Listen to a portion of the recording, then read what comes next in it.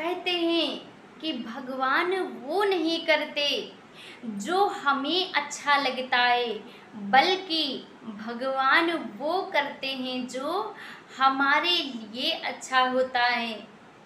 बड़ी ही सुंदर कथा है एक किसान की।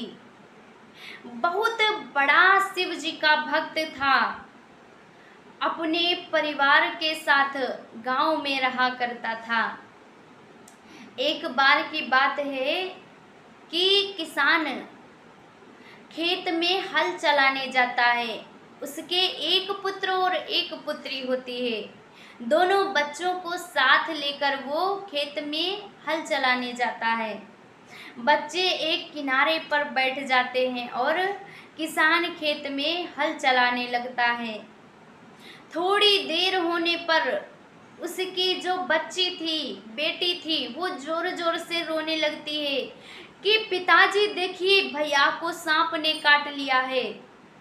किसान दौड़ कर आता है, उस लड़के को उठाकर इधर उधर भागता है।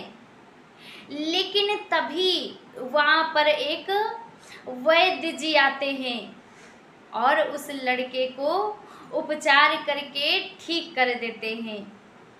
कुछ समय व्यतीत होने पर किसान जा रहा था रास्ते से। अचानक उसके सामने एक बैल आ जाता है और वो किसान को मारने लगता है। खूब किसान को मारता है वो। लेकिन तभी सामने से एक आदमी आता है और उस किसान को बचा लेता है आकर। किसान उसको नहीं जानता है कि वो आदमी कौन है, लेकिन वो आकर उसे बचा लेता है। कुछ दिनों बाद किसान की फसल तैयार होती है। बहुत ही सुंदर फसल तैयार होती है। पूरे गांव में उसकी फसल की चर्चा है। इतनी सुंदर फसल गांव में किसी की नहीं हुई है जितनी सुंदर फसल इसकी हुई है। पूरे गांव के लोग उसकी फसल देखकर उससे जलने लगते हैं, घृणा करने लगते हैं उससे। किसान अपने परिवार सहित खेत पर जाता है, फसल को काटता है। तब तक रात्रि हो जाती है। फसल से गेहूं को अलग करता है, अनाज को अलग करता है और रात्रि हो जाने के कारण खेत में ही फसल छोड़ देता है और घर आ जाता है। सोचता है कि सुबह होगी तो अनाज को अपने घर में उठा कर लाएंगे। रात होती है और रात्रि में अचानक से खूब जोर से बारिश होने लगती है। आंधी तूफान आ जाता है रात में। किसान की सारी फसल जो थी वो उस पानी में बह जाती है। किसान जब सुबह खेत पर पहुंचता है तो देखता क्या है, उसकी सारी फसल पानी में बह गई है। पूरे साल भर की मेहनत उसकी बर्बाद हो गई है। वो अब भगवान के मंदिर जाता है। वहां रोता है, अपना सिर पटक पटक के रोता है कि प्रभु, जब मेरे बेटे को सांप ने काटा तब मैंने आपसे कुछ नहीं कहा। जब मुझे बैल ने मारा तब भी मैंने आपसे कुछ नहीं कहा। लेकिन आज मैं चुप नहीं रहूंगा। मेरे पूरे साल की मेहनत बर्बाद हो गई है, पानी में चली गई है।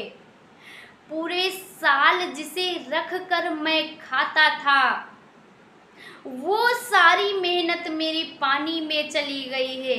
अब पूरे साल में मैं क्या करूँगा, क्या खाऊंगा और क्या अपने परिवार को खिलाऊंगा। खूब सिर पटक पटक के रोता है। भगवान उसके सामने प्रकट होते हैं।